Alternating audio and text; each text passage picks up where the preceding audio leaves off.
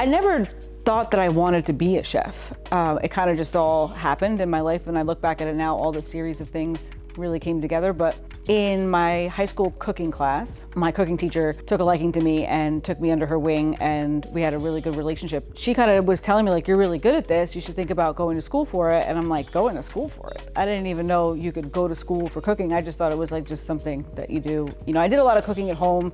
My parents love to cook. My dad cooks really well, but I never thought that was a career. My teacher noticed like my personality change. I think she noticed like I was very engaged in her classes.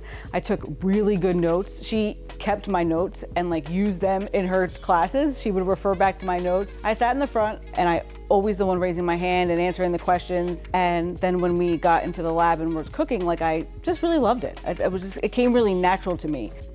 I was an executive chef in a restaurant for over a decade, and all that I've always ever done was cook. So I started off as a prep cook, a line cook, and then a sous chef, and then an executive chef, and ended my stint in the corporate world as an executive chef. But I remember when I was a sous chef, I started to gain more responsibilities and was able to help write the menus for the restaurant. And that's something that just like made me so happy.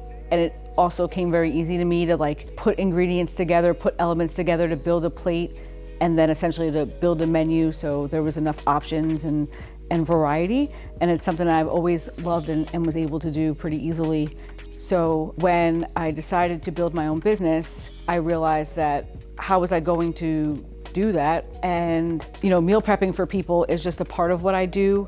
And I do create menus for meal prep, but I also do dinner parties and date nights, in-home date nights and cooking classes. But for whatever service I provide, there's always a menu. And I like to focus around the client specifically.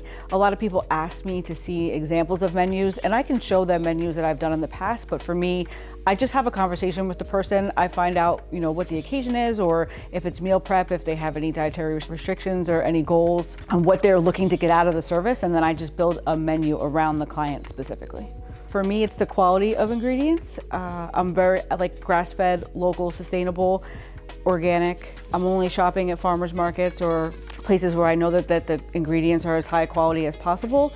I care about the ingredients that are going into each dish, so I'm not buying the cheapest item, so it makes my margins better. When I'm shopping for the client, I'm just thinking about their health and then also obviously making it taste good, but it all starts with the ingredients first, and the quality is very important to me.